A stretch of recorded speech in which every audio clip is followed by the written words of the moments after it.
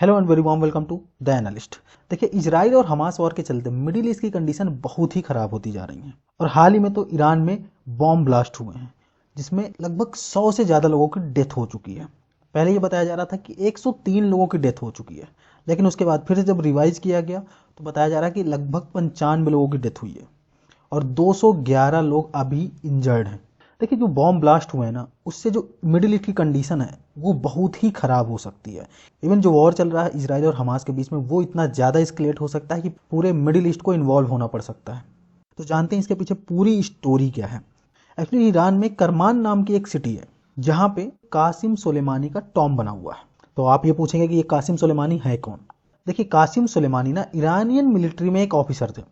देखिए, Iranian military में एक इलीट ग्रुप है जिसको बोला जाता है Islamic revolutionary guard corps, short form बोला जाता है IRGC। और IRGC के ना 5 ब्रांचेस हैं, जिसमें से एक ब्रांच का नाम है कुद्स फोर्स।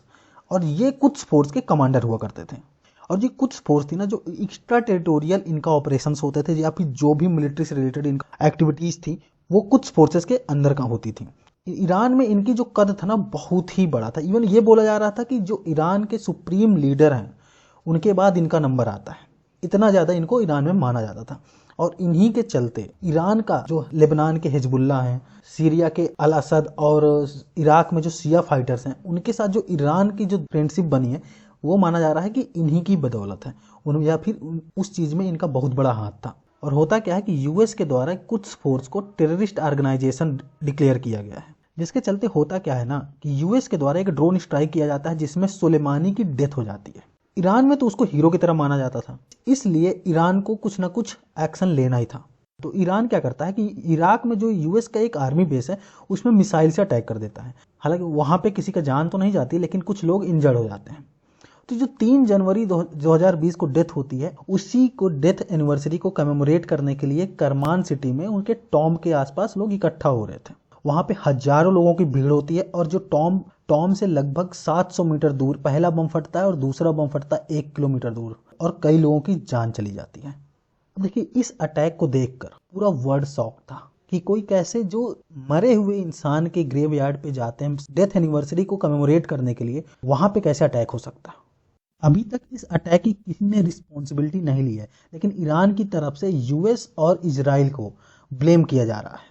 देखिए, इजराइल को ब्लेम करने का रीजन सबको मालूम है, वॉर चल रही है और हाल ही में कुछ ऐसे इंसिडेंट हुए हैं जिसके चलते ईरान के द्वारा इजराइल को ब्लेम करना और ज़्यादा आसान हो जाता है। तो हुआ क्या है, देखिए 3 जनवरी को ये बॉम्ब ब्लास्ट होता है।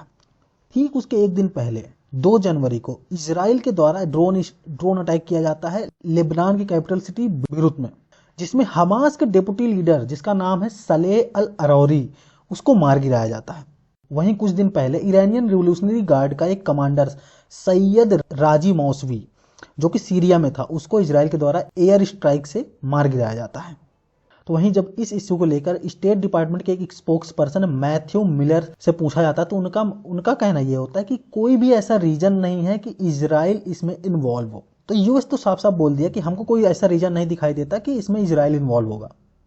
वहीं जब इजराइल से इस बारे में पूछा गया तो इजरायली आर्मी के स्पोक्स पर्सन है डैनियल, हमारा जो पूरा फोकस है ना वो हमास की तरफ है, हम ईरान की तरफ बिल्कुल फोकस नहीं कर रहे हैं। इस इश्यू को लेकर रणधीर जायसवाल, जो कि Indian ministry of external affairs की स्पोक्स पर्सन है, उनका जवाब यह आता है कि हम सॉक्ड हैं, इंडिया सॉक्ड है और हम दुखी भी हैं।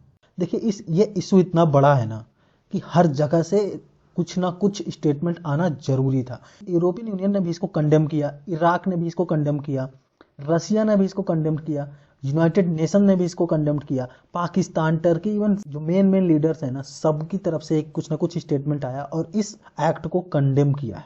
अगर इस इश्यू को, अगर स्केल को देखना है ना, तो देखिए इस समय ना 2 वॉर चल रही है वर्ल्ड पे। एक अभी यूक्रेन रसिया वॉर चली रही है, उसके बाद इजराइल और हमास वॉर स्टार्ट हो गया। और अगर यहाँ ईरान की तरफ से कोई डायरेक्ट एक्शन ले लिया जाता है इजराइल के खिलाफ, तो मिडिल ईस्ट के साथ साथ पूरा वर्ल्ड बहुत ही बुरी तरीके से इम्पैक्ट होगा। इस समय कोई भी कंट्री ये नहीं चाह रही है कि ये मैटर ज़्यादा इस्कलेट हो। आपका इस इशू को लेकर क्या विचार है, प्लीज़ कमेंट करके मुझे बताएं। और आई होप कि आपको ये वीडियो पसंद आई हो। अगर आपको ये वीडियो पसंद आई तो please hit the like button and subscribe to my YouTube channel. और मिलते हैं नेक्स्ट वीडियो में कुछ नए इन्फॉर्मेशन के साथ। तब तक के लिए नमस्कार एंड धन्यवाद।